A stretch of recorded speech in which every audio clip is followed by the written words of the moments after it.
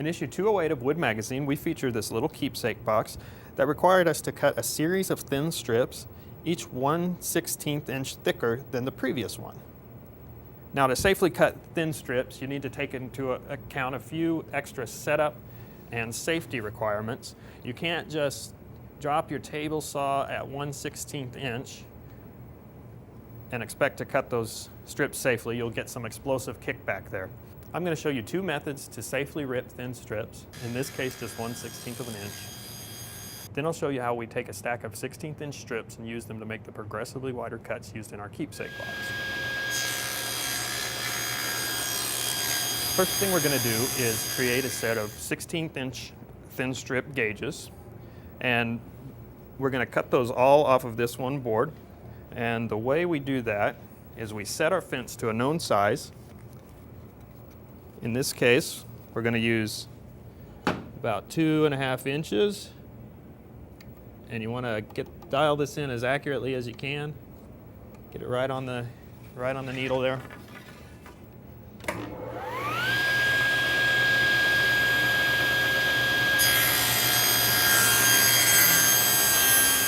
And then the next step is we're going to bump this over to slice a 16th inch strip off of the off-cut side here. And so to do that, we bump it over a 16th plus the kerf of our blade. And because I'm using a full kerf 1/8 inch blade, we're going to bump this over 3/16.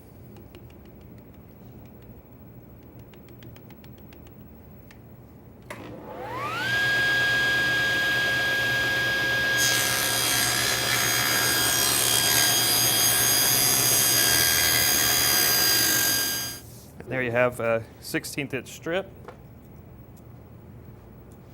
and we can check the accuracy of this if you want, and that's pretty close. If you need to make adjustments, go ahead and try again. You got plenty of board here.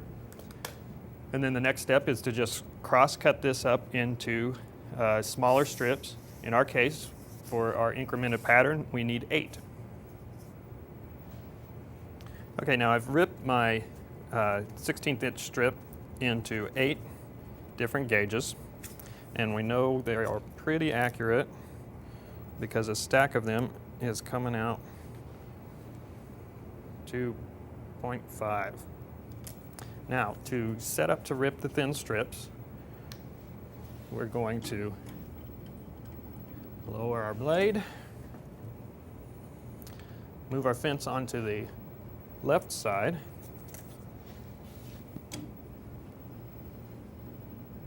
raise our blade back up, just so, and then we're going to take our thin strips and a stop block and use these to set our fence.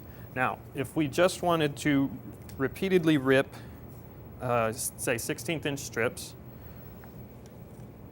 we'd use one of our strips, bring the stop block up to it, get it tight, but not so tight that it flexes the blade.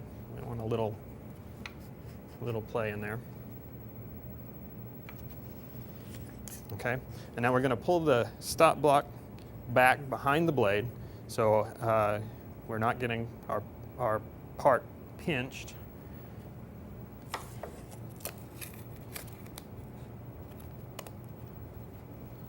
And then we're going to tape that in place against the fence.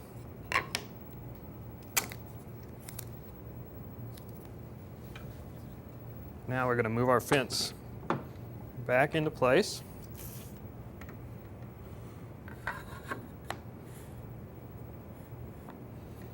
And simply position that against the fence and against the stop block here.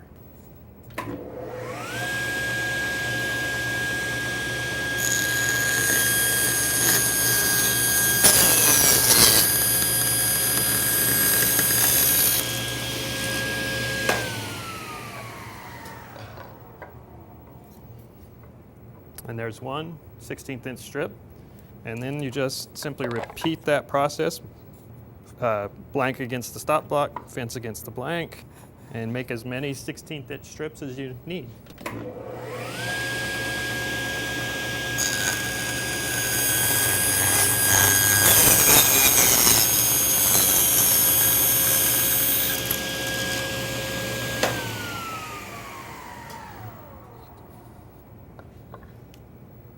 Now, if you want to do the progressively larger thin strips, increasing in size by 1/16 each time, the Wingay as it goes this way, the Maple as it goes this way, that's where you can use all 8 of your thin gauges.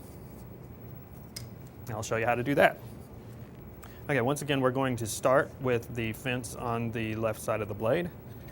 We are going to sandwich, this time we're going to sandwich all 8 strips between the blade and the stop block. Make sure the teeth are engaged with those.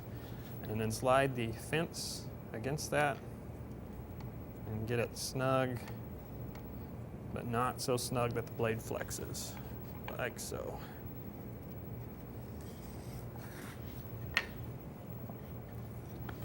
Now again, we're going to tape that stop block down.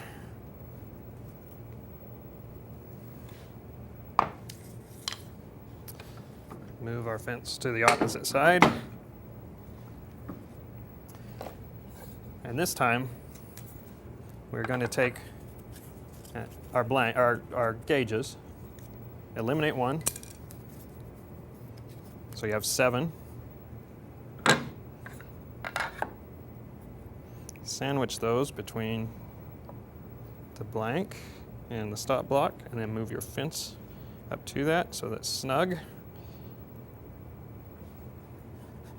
And remove your gauge blocks. And now your fence is set to cut a 16th-inch strip.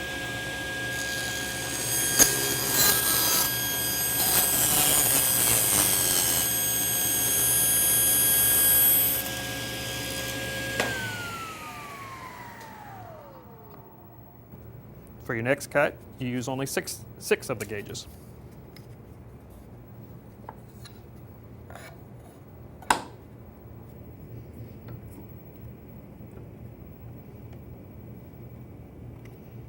And now you're set up for an 1/8-inch cut.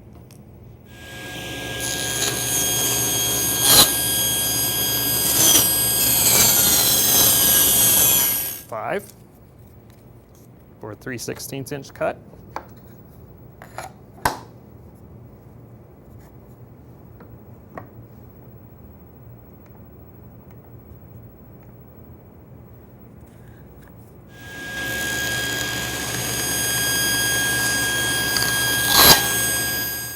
Four strips for a 1/4-inch cut.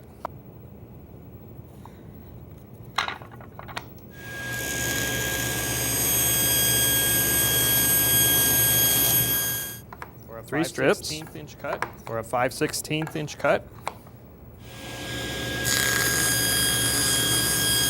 2 strips for a 3/8-inch cut. 1 strip for a 7/16-inch cut.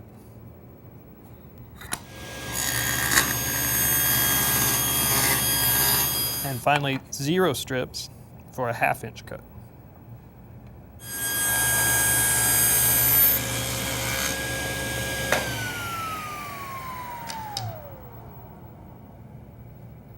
Then to do the maple strips, you just repeat the process from the beginning.